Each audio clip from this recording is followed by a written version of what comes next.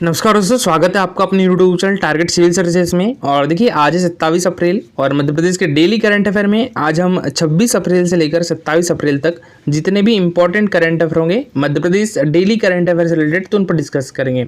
तो lecture last तक ध्यान से देखिएगा। तो देखिए सबसे पहले हम रिवाइज कर ले तो प्राची यादव ने ACC पैरा कैनो एशियाई चैंपियनशिप 2024 में 2 स्वर्ण पदक जीते हैं।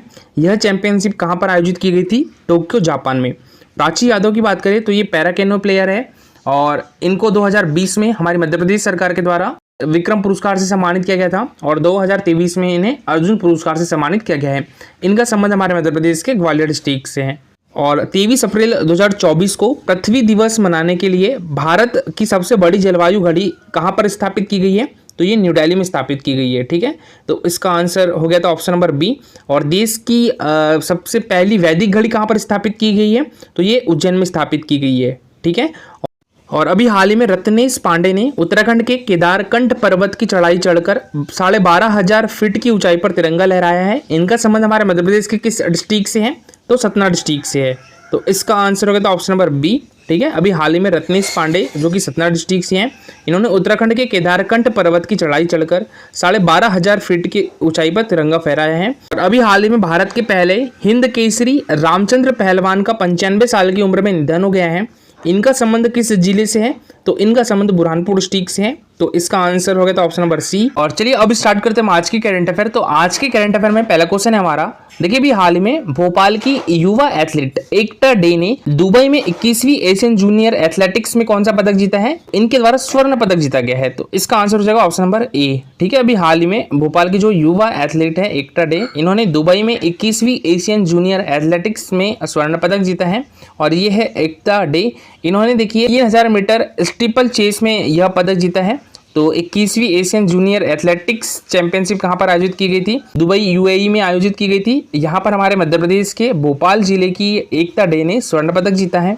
तो देखिए भोपाल की युवा एथलीट एकता डे ने दुबई में 21वीं एशियन जूनियर एथलेटिक्स में गोल्ड मेडल जीता है और यह मेडल उन्होंने 3000 मीटर स्टीपल चेज में जीता है। इसी के साथ वर्ल्ड जूनियर एथलेटिक्स के लिए भी क्वालिफाई हो गई है और वर्ल्ड जूनियर एथलेटिक्स अगस्त माह में लीमा में खेली जाएगी। देखिए एकता के अलावा अकादमी के विनोद सिंह ने भी 5000 मीटर में सिल्वर मेडल जीता है। देखिए नेक्स्ट क्वेश्चन है हमारा, हाल ही में लोकसभा चुनाव के दूसरे चरण में मध्य प्रदेश की 6 सीटों पर कुल कितने प्रतिशत मतदान हुआ है? तो देखिए मध्य प्रदेश की कुल 6 सीटों पर अभी हाल ही में कब चुनाव हुए हैं? तो ये 26 अप्रैल को हुए हैं। यहाँ पर दूसरे चरण में हमारे मध्य प्रदेश की 6 लोकसभा सीटों पर कुल 58.35% मतदान हुए हैं। ठीक है, देखिए पहला चरण कब हुआ था? तो ये 19 अप्रैल को हुआ था। ठीक है, पहला चरण 19 अप्रैल को हुआ था। उसमें कितने प्रतिशत मतदान हुआ था? 66.61% मतदान हुआ था पहले चरण में।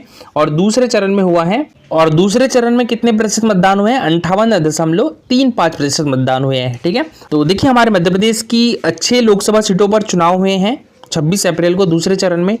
कौन कौन से? होशंगाबाद, यहाँ पर 67.16% मतदान हुआ है जो कि सबसे ज़्यादा प्रतिशत मतदान है।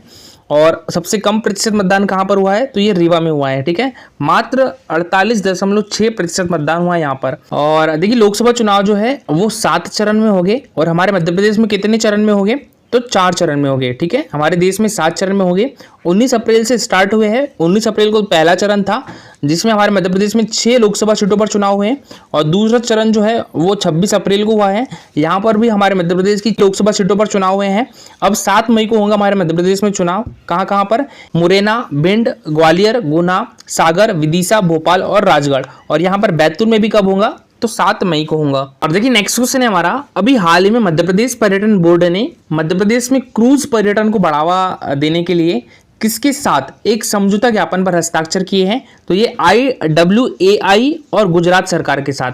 तो इसका आंसर हो जाएगा ऑप्शन नंबर बी। ठीक है, अभी हाल ही में हमारे मध्य प्रदेश पर्यटन बोर्ड ने मध्य प्रदेश में क्रूज पर्यटन को बढ़ावा देने के लिए AWAI, इसकी फुल फॉर्म क्या होती है? Inland waterways authority of India. ठीक है, और गुजरात सरकार के साथ एक समझौता ज्ञापन पर हस्ताक्षर किए हैं। तो देखिए यहाँ पर 15th टास्क फोर्स मीटिंग हुई है क्रूज टूरिज्म पर। तो देखिए AWAI briefed the 15th task force on cruise tourism about the plans to develop cruise tourism on river Narmada and the MOU signed with state government of Gujarat and Madhya Pradesh in this regard. ठीक है, तो दो राज्यों के बीच जो है वो inland waterways authority of India ने एक समझौता ज्ञापन पर हस्ताक्षर किए हैं। कौन कौन से? एक तो गुजरात टूरिज्म बोर्ड और मध्य प्रदेश टूरिज्म बोर्ड। और देखिए बात करें यहाँ पर inland waterways authority of India की, यानी भारतीय अंतर्देशीय जलमार्ग प्राधिकरण की, तो इसकी स्थापना 27 अक्टूबर 1986 को हुई थी और इसका जो हेडक्वार्टर है वो नोएडा में है, नोएडा उत्तर प्रदेश में है। और इसके अभी चेयरमैन कौन है? संजय बंदोपाध्याय है। इस समझौते के तहत हमारे मध्य प्रदेश के ओमकारेश्वर में एकात्म धाम, जिसे हम स्टैच्यू ऑफ वननेस कहते हैं, जिसकी स्थापना सितंबर 2023 में की गई थी, से शुरू होने और गुजरात के केवड़िया स्टैच्यू ऑफ यूनिटी, जहां पर सरदार वल्लभ भाई पटेल जी का स्टैच्यू है, वहां तक की ये क्रूज जाएगी। और किस रिवर से होते हुए? नर्मदा रिवर से होते हुए। देखिए हाल ही में मध्य प्रदेश पर्यटन बोर्ड ने मध्य प्रदेश में क्रूज पर्यटन को बढ़ावा देने के लिए भारतीय अंतर्देशीय जलमार्ग प्राधिकरण और गुजरात सरकार के साथ एक समझौता ज्ञापन पर हस्ताक्षर किए हैं। इस सहयोग के तहत राज्य में कोलकाता से कुक्षी तक पोंटून के नाम से जाने जाने वाले 2 फ्लोटिंग जेटी भेजे गए हैं। प्रस्तावित क्रूज मार्ग मध्य प्रदेश के ओमकारेश्वर में एकात्म धाम, जिसे हम स्टैच्यू ऑफ वननेस कहते हैं, से शुरू होने गुजरात के केवड़िया में स्टैच्यू ऑफ यूनिटी तक यात्रा करने के लिए निर्धारित है। इस एमओयू में उल्लेखित शर्तों के अनुसार inland waterways authority of India ने मध्य प्रदेश और गुजरात दोनों को 2 फ्लोटिंग जेटी प्रदान करने के लिए प्रतिबद्ध है। अभी हाल ही में मुंबई में आयोजित 17वीं मिनी नेशनल हैंडबॉल चैंपियनशिप 2024 में मध्य प्रदेश ने किस राज्य को हराकर स्वर्ण पदक जीता है? तो ये मणिपुर को हराकर। ठीक है, तो इसका आंसर हो जाएगा ऑप्शन नंबर बी।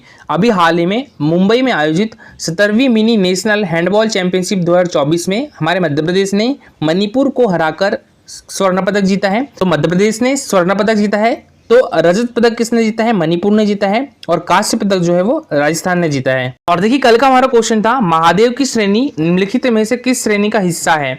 विंध्याचल श्रेणी, सतपुड़ा श्रेणी, बिजावर श्रेणी या पन्ना श्रेणी? तो जो महादेव की श्रेणी है ये सतपुड़ा श्रेणी का हिस्सा है। ठीक है, तो इसका आंसर हो जाएगा ऑप्शन नंबर बी। और ये जो क्वेश्चन है ये काराधान सहायक परीक्षा 2024 में पूछा गया था। आज के लिए आपका क्वेश्चन है, ये भी काराधान सहायक परीक्षा 2024 में पूछा गया है, यानी टैक्सेशन असिस्टेंट में पूछा गया है। ठीक है, पंचायती राज का मूल उद्देश्य क्या सुनिश्चित करना है? विकास में जन भागीदारी, राजनीति जवाबदेही, लोकतांत्रिक विकेंद्रीकरण और वित्तीय आत्मनिर्भरता। तो इसका आंसर कमेंट बॉक्स में लिखिएगा। आपको पता होगा 24 अप्रैल को अभी हाल ही में पंचायती राज दिवस भी मनाया गया है। ठीक है, तो इसी से रिलेटेड क्वेश्चन है और ये क्वेश्चन काराधान सहायक परीक्षा 2024 में पूछा भी गया था। और ये है हमारा Telegram channel target civil services. तो इस पर आज 20 क्वेश्चन का क्विज होगा करंट अफेयर से रिलेटेड, तो आप ज्वाइन कर लीजिएगा। टेलीग्राम चैनल की लिंक आपको हमारे वीडियो के डिस्क्रिप्शन बॉक्स में मिल जाएगी। दोस्तों आज के लिए इतना ही। अगर लेक्चर अच्छा लगा हो तो लाइक और शेयर जरूर करिएगा। अगर आप इस चैनल पर नए हो तो सब्सक्राइब भी कर लीजिए। Thank you so much for watching this video.